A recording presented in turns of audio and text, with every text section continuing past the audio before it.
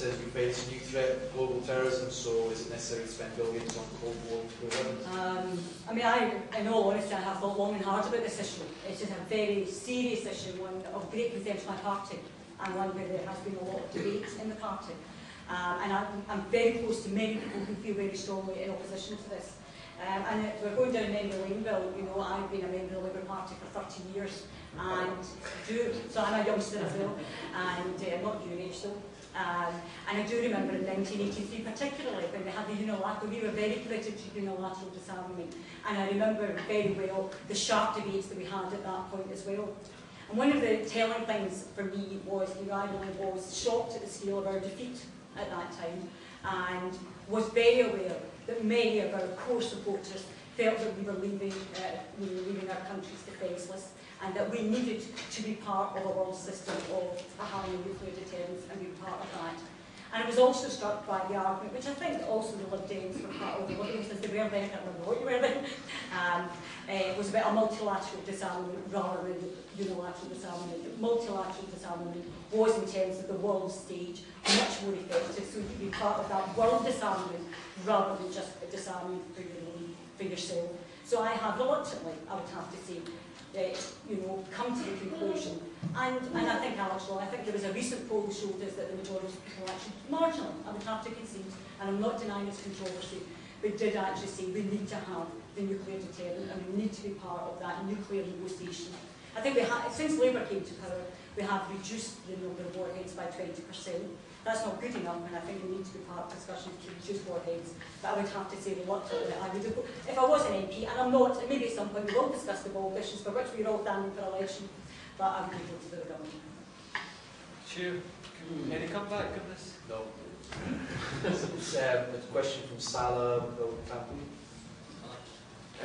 Does the panel think that it's right that when Muslims ask for Islamic schools for children in Scotland, and that's a development matter, the request is rejected and it's not lawless? Well, I think it's something that we'd have to look at too. If there is a demonstrable demand, it's something that we could be considered. But I'm sorry, I sometimes think that one of the best things that could happen is for people throughout Scotland actually to recognise that for what differences you have, an awful lot unites us as well. And I'm not sure that going down that route would really help in that direction. Alex? I think it's an entirely reasonable request. There should be honest criteria. If there's a sustainable demand, then there should be a Muslim school in Scotland. I don't see why not. We have many, many Catholic schools. We have 2 Presbyterian schools. We have 1 highly successful Jewish school. I don't think it's reasonable or fair to turn down a sustainable request and demand from the community to have a Muslim school within the context of the public education system in Scotland. And I think we should see strength, not weakness, in that diversity.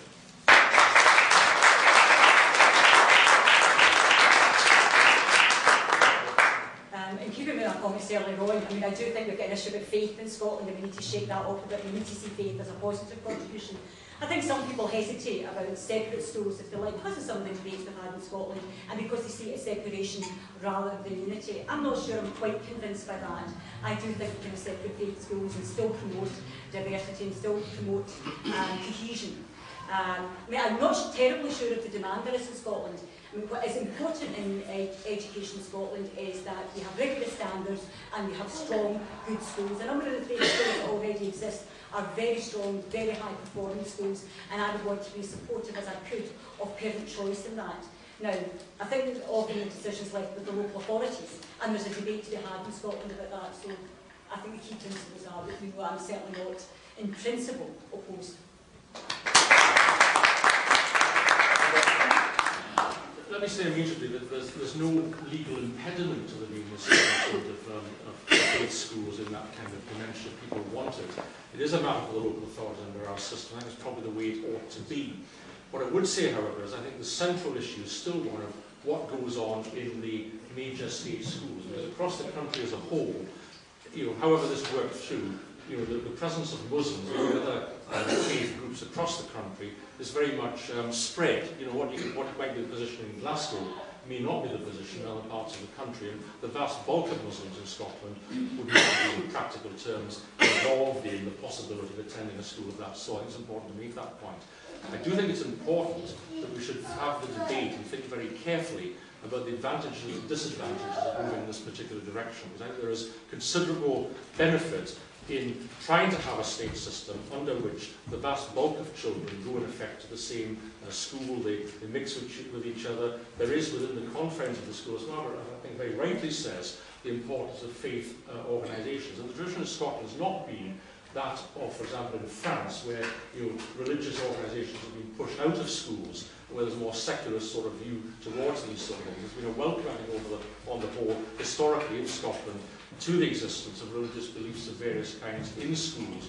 There's been enormous good work, I have to say, done. I know something about it from my ministerial portfolio towards moving this forward in the very complex multi-faith, multi-language, whatever situation we currently have in Scotland. There are schools in Glasgow which have 53 languages spoken in them. Now, there is a bit of an issue about, do you divide them all up into all the little bits and pieces of different faith organisations within that? I think there's a lot to be said for the work that's going on in schools at the moment. I think it's been very, very successful for the most part in accommodating, and not just accommodating, but encouraging and supporting a whole series of religious traditions in an effective sort of way. There's undoubtedly more to be done in that connection. I do think there has to be a debate, not least across the Muslim community as a whole, because my experience is that there's a split view about these matters amongst different people you talk to, both within and without the Muslim community. I think we have to have that debate.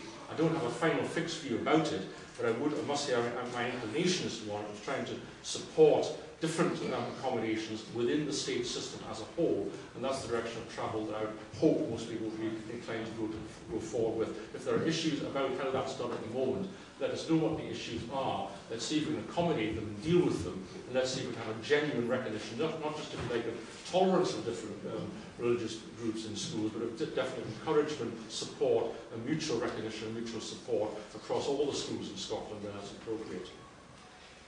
I have a draw question from Pat Fanning.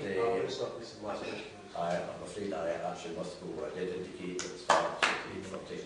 So can I thank you very much. Happy birthday.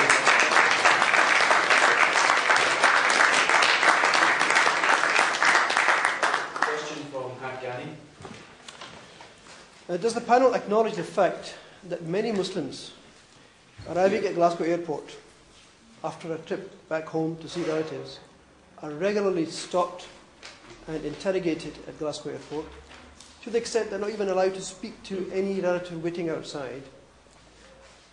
The result of this has been that many Muslims have now moved away from using Glasgow Airport and are using Manchester Airport, where it seems there's a much friendlier immigration authority. Does the panel think that this sort of situation should be allowed to go on, both with regard to the fact that the Muslim community is being targeted purely because of Muslims, and secondly, the great loss in business to Glasgow Airport, in which we have invested many millions? Yeah, forgive me, I don't know a great deal about this, although I have discussed it with Cathy Jimison recently, because she had been raised with her, I think, at a meeting she was having with Muslim leaders throughout Scotland, and she was very concerned about it, and they happened to be talking to each other about it, so I'm not pretending I'm terribly well informed, but what you said and what you described is indeed very concerning. And I know that Cathy Jimison has raised it directly with Willie Ray, the Chief Constable in Strathclyde, and that's a very serious issue. That should be returned, we will pursue with great vigour, I can assure you. The way you've articulated it is a cause of deep concern, and one that must be pursued. Like Margaret, I have to confess I'm not as well informed as perhaps I might be on that particular issue. I have heard anecdotally expressions of view of that sort occasionally, but whether it's a sort of a particular bad example that individuals have had or something more general, I'm subject to guidance and advice about.